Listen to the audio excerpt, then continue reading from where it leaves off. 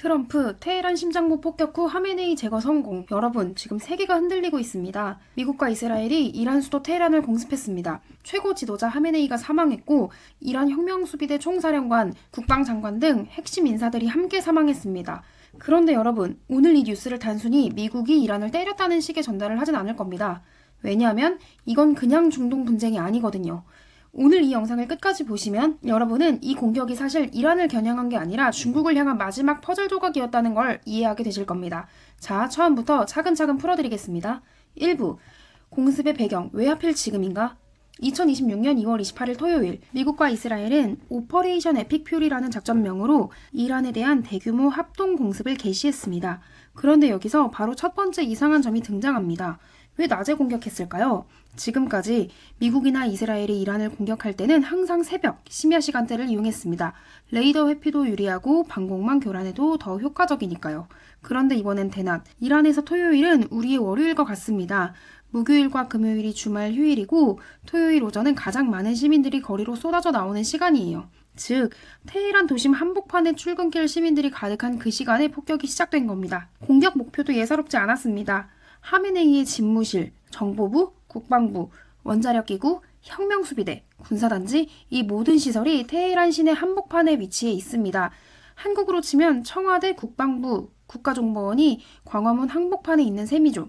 추가로 이스파한, 콤, 카라지, 케르만샤 등 핵심 지방 도시들도 동시에 타격을 받았습니다. 2부, 협상 중에 폭탄을? 진짜 의도는 따로 있다. 그런데 여러분, 이 공습 직전에 무슨 일이 있었는지 아십니까? 불과 이틀 전인 2026년 2월 26일 제네바에서 미국-이란 3차 간접 핵 협상이 열렸습니다. 오만 외무장관이 중재를 맡았고 협상에 상당한 진전이 있었다고 발표됐어요. 다음 주 비엔나에서 기술적 세부 협의를 이어가기로 합의까지 된 상태였습니다. 이란이 농축 우라늄 포기 의사를 내비쳤다는 보도도 나왔어요. 협상이 결렬된 게 아니라 진행 중인 상황에서 공습이 감행된 겁니다. 여기서 핵심 질문이 나옵니다. 트럼프 행정부의 공식 면보는 이란의 핵무장을 막기 위한 불가피한 조치였습니다. 하지만 협상 진전이 있던 시점에 폭격을 결정했다면 이건 핵 문제가 진짜 이유가 아닐 수 있다는 신호입니다. 그렇다면 진짜 이유는 뭘까요? 3부, 2달 만에 완성된 삼각 포위망. 시야를 넓혀보겠습니다. 지난 2달, 미국은 3번의 강경군사 행동을 연속적으로 재개했습니다. 첫 번째, 2026년 1월 3일 베네수엘라. 미국 특수부대 델타포스가 카라카스 군사기지를 급습해 니콜라스 마두로 대통령을 체포했습니다. 현지 국가 원수를 미군이 직접 들어가서 체포한 건 1989년 파나마 노리에가 이후 사실상 처음 있는 일이었습니다. 두 번째, 2026년 2월 22일 멕시코 최대 마약 카르텔인 할리스코 신세대 카르텔의 수장 엘멘초가 미국 정보기관의 지원을 받은 멕시코군의 작전으로 사살됐습니다. 세 번째, 2026년 2월 28일 이란 최고 지도자 하메네이와 핵심 군 정치 수뇌부를 동시에 제거하는 대규모 공습. 남미, 중미, 중동. 얼핏 보면 각각 다른 지역의 다른 사건처럼 보입니다. 하지만 여기서 놀라운 공통점이 하나 있습니다. 이 세 지역 모두 중국과 깊은 전략적 연결고리를 가지고 있다는 점입니다. 4부, 베네수엘라 남미 핵심 거점을 뺐다. 베네수엘라부터 이야기해봅시다.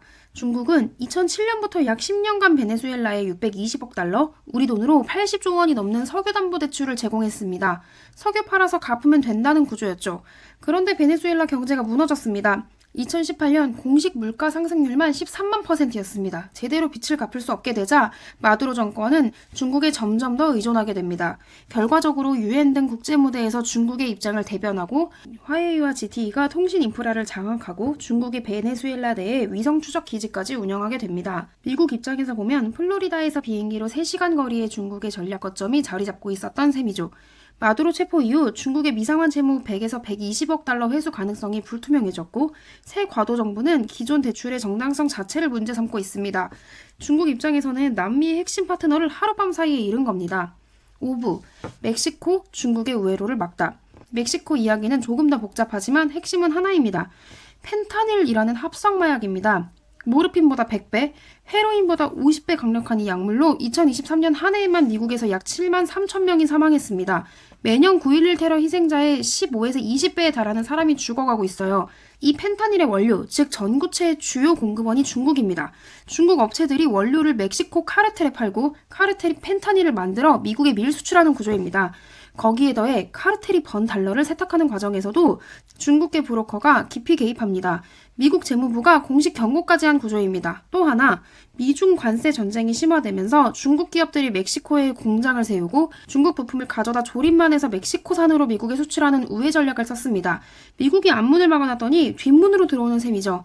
엘멘초 사살은 바로 이 우회로를 압박하는 신호탄이었습니다. 멕시코는 이미 2026년 초부터 중국산 제품에 최대 50%의 관세를 부과하기 시작했고 중국 입장에서는 중미 우회로도 점점 좁아지고 있는 상황입니다. 6부, 이란 중국의 마지막 버팀목. 베네수엘라를 잃고 멕시코 경로가 막히고 있는 상황에서 중국에게 남은 핵심 전략 파트너는 누구일까요?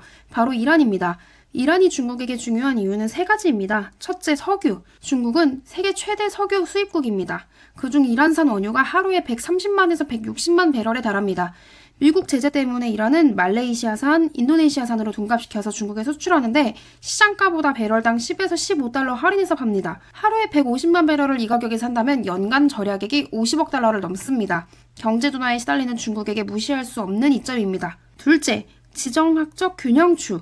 사우디, UAE, 이스라엘이 모두 미국의 동맹체계 안에 있는 상황에서 이란은 중동에서 중국이 의지할 수 있는 사실상 유일한 전략 파트너입니다. 셋째, 1대1로의 거점.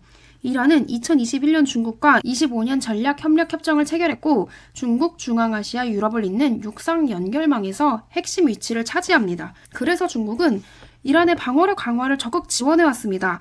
장거리 지대공 미사일 시스템, F-35 같은 스텔스기를 탐지할 수 있는 레이더, 사이버 보안 협력까지 2026년 1월에는 중국 군용 수송기 수십 대가 이란에 착륙했다는 보도도 나왔습니다. 이란의 미사일 프로그램에도 중국 기술이 들어가 있어요. 미국 재무부는 이란 혁명수비대의 미사일 추진 성분을 제공한 중국 기업들을 제재했고 2025년 한 해에만 고체 로켓 연료 원료 1000톤이 중국에서 이란으로 넘어간 것으로 알려져 있습니다. 그 이란이 이번에 무너진 겁니다. 7부, 이란의 반격 시나리오, 우리 경제에 미치는 영향. 자, 이제 중요한 질문입니다. 이란은 어떻게 반격할까요? 그리고 우리 대한민국에는 무슨 영향이 있을까요? 이미 공습 직후 이란 혁명수비대는 역사상 가장 파괴적인 공세를 전개하겠다고 선언했고 실제로 이스라엘 본토와 텔아비브에 미사일 공격이 이루어졌습니다. 유조선 3척도 피격됐고 머스크 등 대형 해운사들이 호르무즈 해협 운항을 보류하기 시작했습니다. 이란의 보복카드는 크게 세 가지입니다. 첫째, 이스라엘 본토 공격과 중동 미국 기지 공격. 이건 거의 확실합니다. 이미 시작됐고요.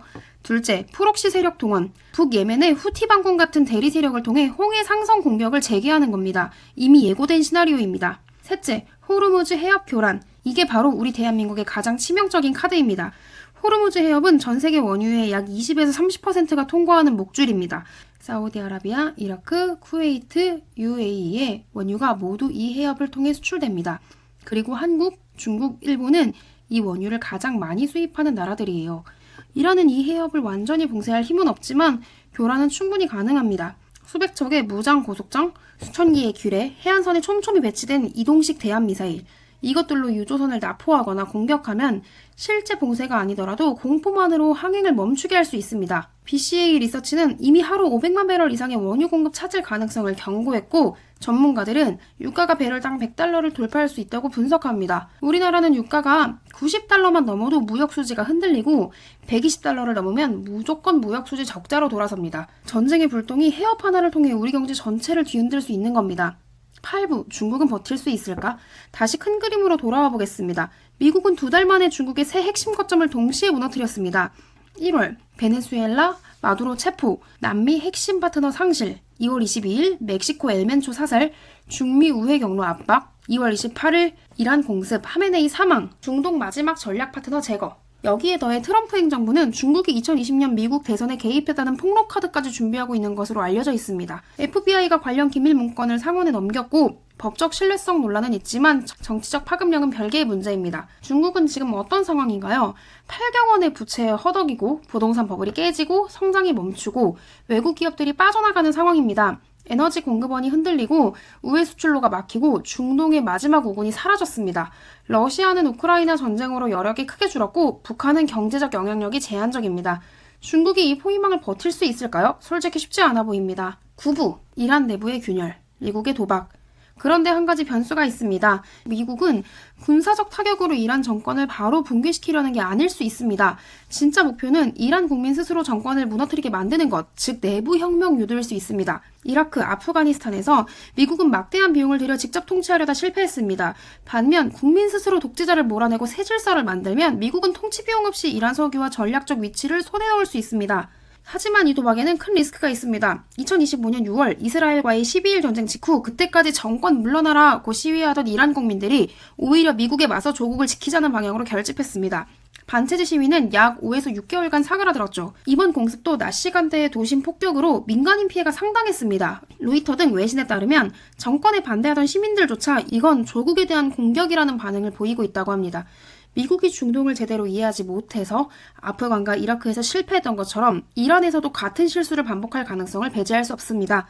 이란에는 혁명 수비대 100만 명에 더해 체제 수호를 자처하는 민간 수호대도 300명 이상입니다. 전쟁이 장기화되면 그때부터가 진짜 문제입니다. 10부, 우리는 어떻게 대비해야 하나? 이 변화의 파도 속에서 우리는 무엇을 해야 할까요? 몇 가지 시나리오를 정리해드리겠습니다. 첫 번째 낙관 시나리오는 이란 정부가 빠르게 핵 포기를 선언하고 협상 테이블로 나온다. 이미 트럼프는 이란 새 지도부와 대화할 준비가 되었다고 밝혔습니다. 이 경우 전쟁은 단기에 끝나고 유가는 안정됩니다. 중립 시나리오. 이란 강경파가 보복 공격을 지속하지만 호르무즈 해협 교란은 제한적인 수준에서 관리된다. 유가는 80에서 90달러 선에서 오르내리며 우리 경제에 부담을 주지만 위기는 아닌 수준. 마지막 비관 시나리오. 전쟁이 장기화되면서 호르무즈 교란이 본격화되고 유가가 100달러를 돌파한다. 우리 무역 수지는 악화되고 외국인 자금은 이탈하며 주식시장과 환율에 큰 충격이 온다. 지금 당장 우리가 할 수 있는 건 이 상황을 정확히 이해하고 준비하는 것입니다. 에너지 관련 자산, 방산 섹터, 달러 자산의 비중과 의미를 다시 한번 점검해 보시기 바랍니다. 그리고 단기 공포에 흔들려 충동적인 매매를 결정 내리지 마시고 전체 그림을 보는 눈을 유지하는 게 무엇보다 중요합니다. 오늘 영상 정리해드리겠습니다. 2026년 2월 28일 이란 공습. 이건 단순히 핵 문제가 아닙니다. 지난 2달간 미국이 베네수엘라, 멕시코, 이란을 연달아 타격하면서 중국을 향한 삼각포위망을 완성했습니다. 에너지 공급원 차단, 이란 석유 루트 붕괴, 우회 경로 봉쇄, 멕시코 카르텔 압박, 정치적 우군 제거, 베네수엘라, 이란 친중 정권 붕괴, 정보전 카드, 대선 개입 폭로 준비. 중국은 지금 경제 위기와 전략적 고립이 동시에 진행되고 있습니다. 세계 질서가 재편되고 있습니다. 미국 주도의 새로운 질서가 만들어지고 있고 그 과정에서 발생하는 충격파는 반드시 우리에게도 옵니다. 이 변화를 읽는 것, 그게 지금 우리에게 가장 필요한 능력입니다. 다음 영상에서도 현실적인 시각으로 여러분께 실제로 도움이 되는 내용으로 찾아뵙겠습니다. 오늘 내용이 도움이 되셨다면 구독과 좋아요로 함께 해주시면 큰 힘이 됩니다. 감사합니다.